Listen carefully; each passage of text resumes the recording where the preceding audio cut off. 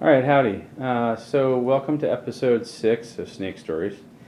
Today I'm going to profile an amp that I've got, actually an amp that I've got a couple of. What you're looking at here is a pair of Sound City Concord combos, which is a 45 to 50-ish watt tube combo, 2x12, cool space age sliders, and VU meter to tell you how loud you are, as if you need that. These were made late 60s, early 70s. They say Dallas Arbiter limited on them, which kind of places them in the Mark II era. And they have some different versions of them. There are some later ones that came out with a silver faceplate instead of this. It's hard to tell in this light, but this is more of like a white, off-white faceplate. There's a later silver one, and even some that say Dallas Music Industries, which is later. But these actually, I've had the one in the back since the early 80s, and at that time I didn't know anything at all about Sound City as an amplifier brand. And the one in the back, as you'll see in a minute, is actually missing its Sound City badge. So when I got it, all I could see was that it said Concord and Dallas Arbiter Limited. So I actually thought Concord was a brand of amp like Marshall or Fender. And it was literally the only one I saw until eBay came along. And I think it was probably early 2000s before I saw even pictures of another one for sale anywhere. They're that uncommon. Sound Cities are not super common over here in the States anyway. But this model seems to have really not been very common. I got it, and the one in the back, in exchange for some repairs on a guitar that I did and a pedal. I traded somebody a Strat pickup installed and a compressor pedal, and in turn I got that amp in the back. I already had the British roundel symbol on there. That's not factory, but I've always left it because it's kind of cool. And at the time, only the right channel worked, and the reverb worked on the return, but not on the send, which meant you did not get any reverb on your guitar. But if you cranked up the volume on the reverb and moved the amp, you could hear the tank crashing. So it's long spring, Hammond spring reverb, and pretty much like what's in a twin. In fact, I think that's what I've got in there now is a twin tank, because it turned out, of course, that tank wasn't any good. But bass, treble, and volume, or volume, bass, and treble, and it is super, super, super loud, super clean, will not break up no matter the volume. Has 2 channels and 2 inputs per channel. Both channels have reverb. The reverb is kind of a master control. And there is a high and low input on each channel, even though it doesn't say so. It just says input, but when you plug in, you can tell the difference between the two. So volume, treble, bass, and volume, bass, treble. Yeah, volume, bass, treble. And then there's a bright switch in the middle which says Brill for brilliant, and let me tell you, you do not need it. Sonically, although the form factor kind of looks like it's supposed to be Sound City's answer to a Fender Twin, and the EL34s for power tubes kind of suggest that it might be a Marshall Bluesbreaker competitor. Sound-wise, these are much more like a high watt, in that they are bright, clean, and loud, and they stay that way. Now, the reverb also super strong. Where you see it there, about 2 out of 12, and these amps do go to 12, is as high as I would want the reverb on. Above that, it just gets like a complete sonic wash. And then, of course, the cool VU meter, so you can see how loud you are, which the answer, if the amp is on, is very. So it was kind of a weird choice for me for an amp. It was my first tube amp ever. At the time, I was playing a real variety of music, so anything from very clean, kind of like CCR and REM, to like Rat and Scorpions because it was the early 80s. But the unexpected thing about this amp is how well it takes pedals. And I'll probably have to do a part 2 to be able to really show the sound of it with pedals, but I'll give you at least a little bit of a clean flavor of it today. The one in the back, like I said, is missing the Sound City logo on the speaker grill, and you also see it's got black speaker cloth, which is not original to the amp, so I didn't have a whole lot of clues as to what it was when I got it. And it's missing the top handle, which is actually a blessing because it is a heavy amp. If you've ever tried to carry like a blues breaker or a twin reverb, you know it's kind of a leap of faith to even trust that handle. However, very helpfully, these amps do have 2 side cup handles, kind of like a Marshall cabinet, and that's actually a really nice way to carry these amps. So I never missed a handle on mine when I got it. And I finally, I would have listings, a listing or search saved for listings on eBay and Reverb for a Concord, and I would see them come up for sale, mostly in the UK and mostly for in the area of about $1,000 US. It'd be like 700 pounds, 750 British pounds. And I finally saw this one pop up about 3 years ago around Christmas time, and had no speakers in it, and the condition is as is, but it was only like $400 US for the price, and no speakers in it. The shipping was like $130 from the UK, and even cooler yet.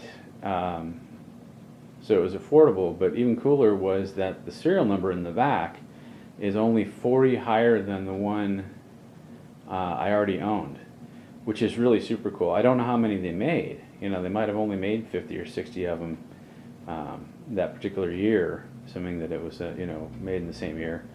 But to find another one of your amp across the ocean 40 numbers off from yours is just too much for me to resist, so of course I bought it and I got it here. I'm going to show you a little bit how it plays and how it sounds, how the controls work. I'm going to do that on the one in back because, as often happens with old tube amps, they get a little bit finicky sometimes and need some work done on them, and that is true of the one on the left right now, the one in the front. So I'm going to flip it around so you can see what's on the back of it, and then I will be plugging in the one on the right to give you an idea of what they sound like. Alright, so this is the back of it here, and then here you can see the missing logo on the one that I have owned for a long time, and the replaced grill cloth. And it's weird because it was probably only 10, 12 years old when I got it, but it already looked like it was about 30 years old based on the wear on the 12X, the missing handle, the fact that one of the channels didn't work. So this amp was my introduction to how to work on tube amps, and it was my main and only amp actually for about 10 years. But this gives you a look at the back of one.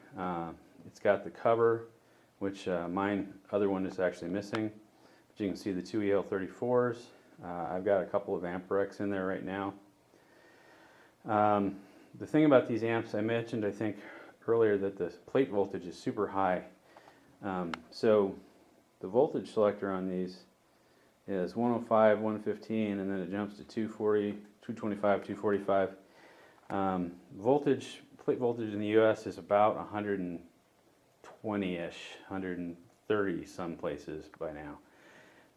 And I usually get out of the wall at least 120 to 124.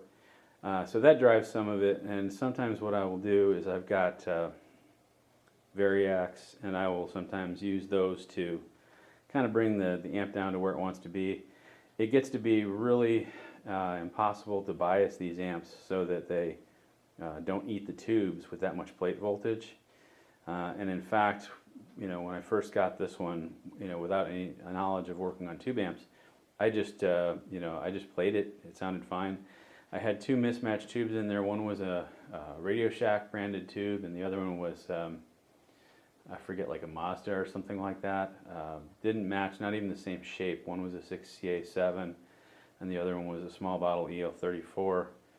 And in fact, back then Radio Shack had a lifetime guarantee on their power tubes, so when that one blew with the Radio Shack logo, I just took it in and they gave me another one. But I didn't know a thing at all at the time about matching power tubes or biasing power tubes. What I knew about tubes was from TVs, and if one broke, you took it down to the drugstore, you ran them all through the tube tester, and you bought new ones to replace the ones that said they were bad. So that's what I did with this. There is a good shot of what I don't know if you'll be able to see it. Yeah, you can. That's what the plate looks like. What they did here is this is actually like a plastic logo panel with a typed up sheet that slips underneath, and that's what the CCD model and the 2994 are typed on paper and then slipped in there.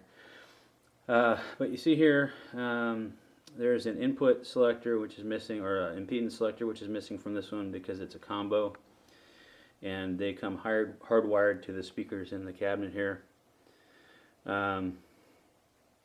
There's also a 100 volt line output that you can use, which I think was for driving slave amps. There is an external speaker jack right there, sensitivity 1 and 2, and I'll get into that a little bit later, and then a grounding switch which is missing on this one because this is a UK model.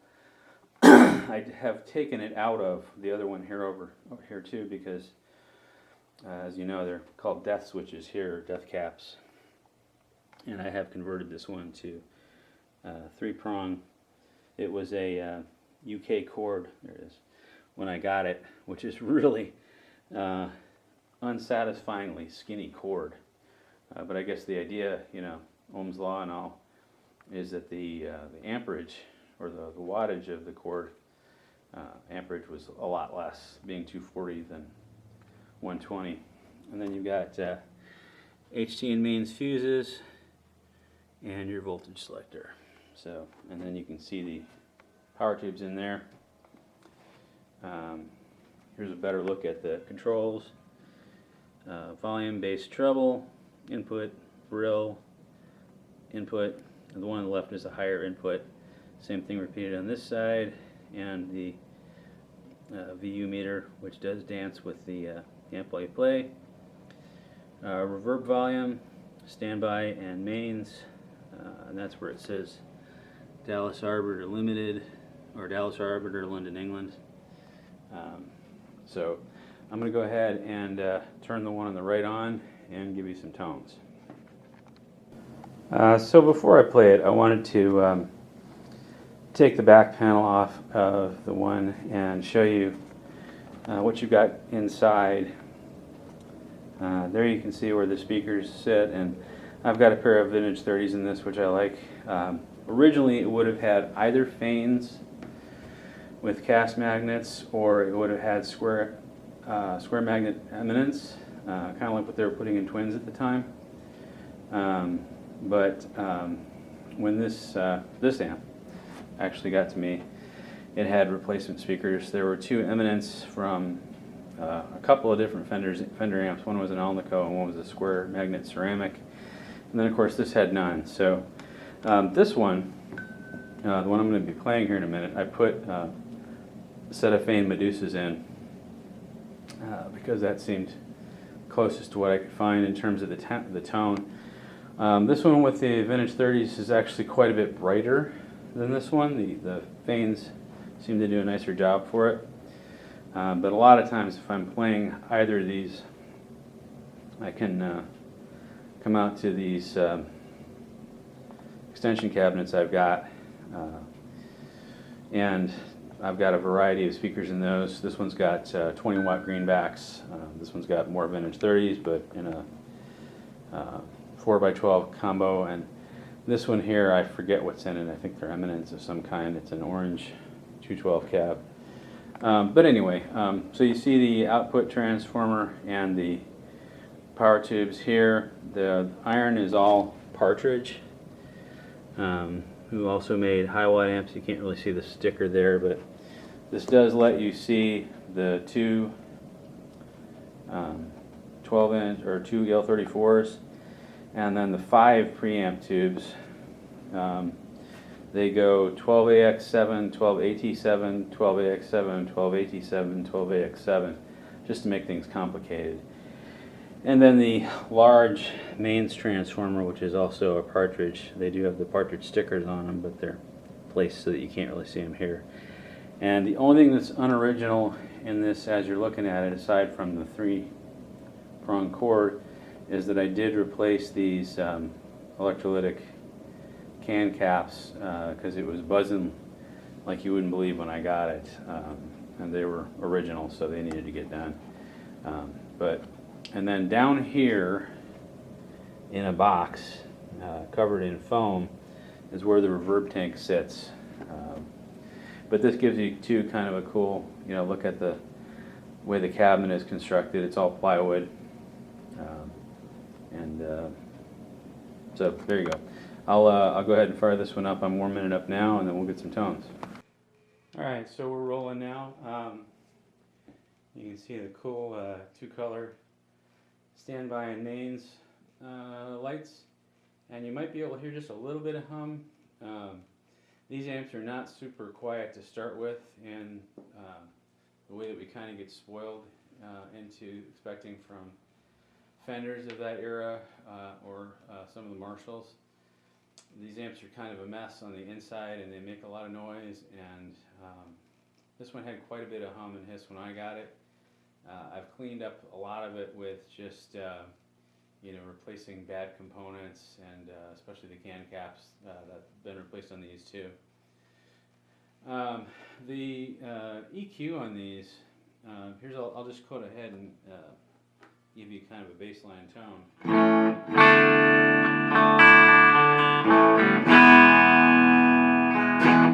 This is a Eastman 335 copy. Kind of PAF-ish pickups, just to give you an idea. That's the bridge pickup, everything full up, and you can see where the bass and the treble are on this amp.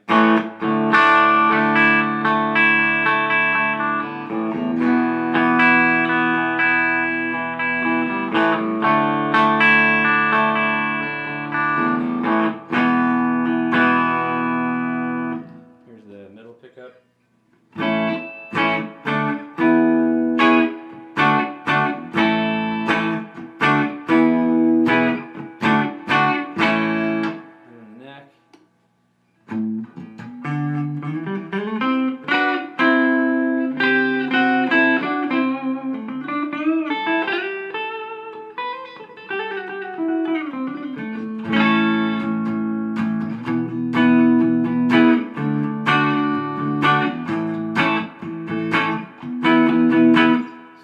Play in a surf band, and you can imagine how much brighter a Fender would be.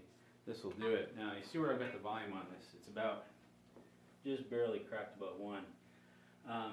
This is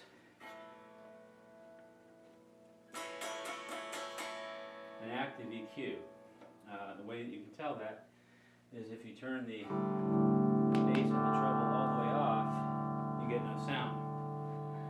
With a passive EQ like on a Fender or a Marshall, you can turn those knobs all the way down. All you're doing is increasing the cut of some of the frequencies or the bleeding of them to ground. And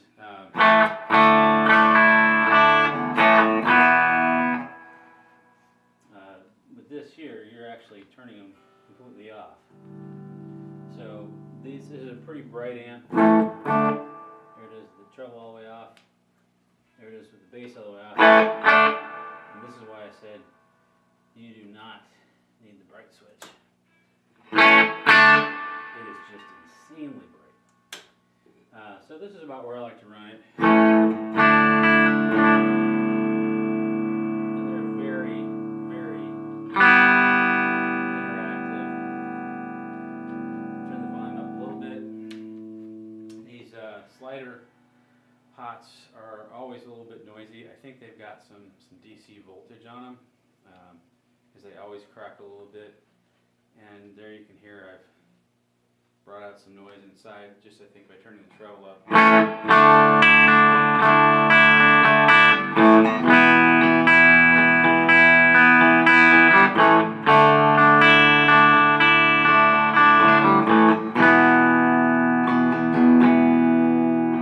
I'll show you the other output input here.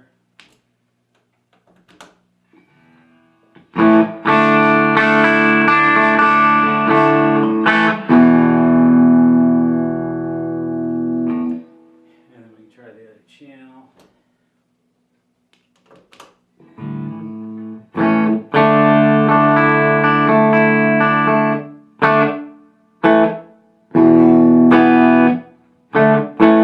Now I said that the reverb works on both channels, and it does on every other one of these amps I've ever seen. This one does not work on the left channel, it works on the right one. So I believe from what I've seen that it's supposed to work on both.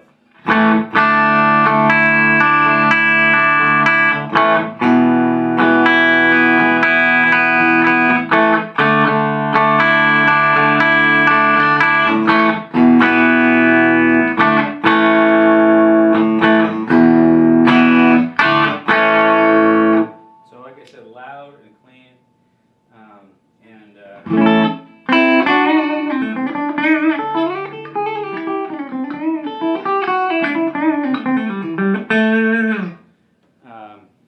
loud and clean, and it will get as loud as you will ever need for any gig, and it takes pedals beautifully. So when the reverb wasn't working on this one, I had a delay pedal that I would use, and then of course I would have a distortion pedal, and had a flanger and or a chorus depending on what we were covering, and it just takes everything beautifully up front. I'm going to show you, so here's the volume of this thing right now. I'm going to show you there's a control in the back called sensitivity, and I have yet to have it explained satisfactorily what it does. But it's a toggle switch, and it looks to me like it switches in a dormant half of a 12AX7 preamp tube. But when I turn it back on, you can hear the noise level just went up about tenfold. And if I play a chord, that's all I'm going to do at the same control settings. You can hear how much louder it gets. But again, not breaking up, just super loud. And you can hear it, it just blasted the hell out of the game. To me, unusable, and it's not like it turns it into a distorting amp, so that it overdrives like a Marshall or even Fenders will when you crank them all the way up. It just gets really insanely loud from already too damn loud. So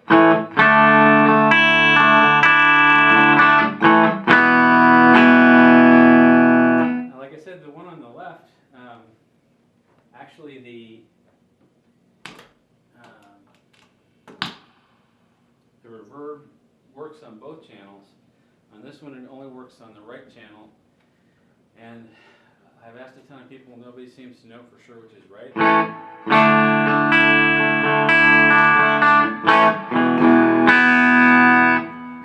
getting a little bit of distortion out of it. I don't know if that's coming from the reverb.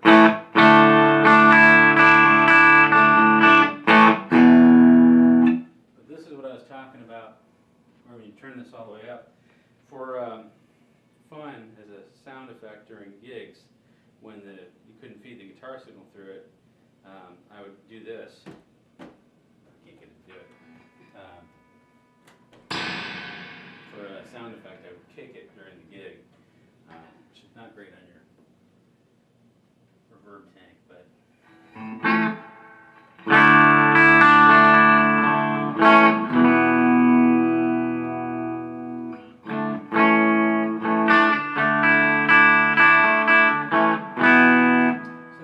Sound City Concord.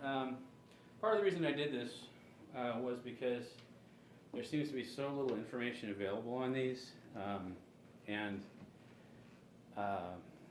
there are only a couple of videos even on them, and the ones that there are, they're modded amps or they're playing a distortion pedal through them, and there's very little that actually just shows what this amp sounds like, so I wanted to do that. So anyway, thank you if you stuck with me this far.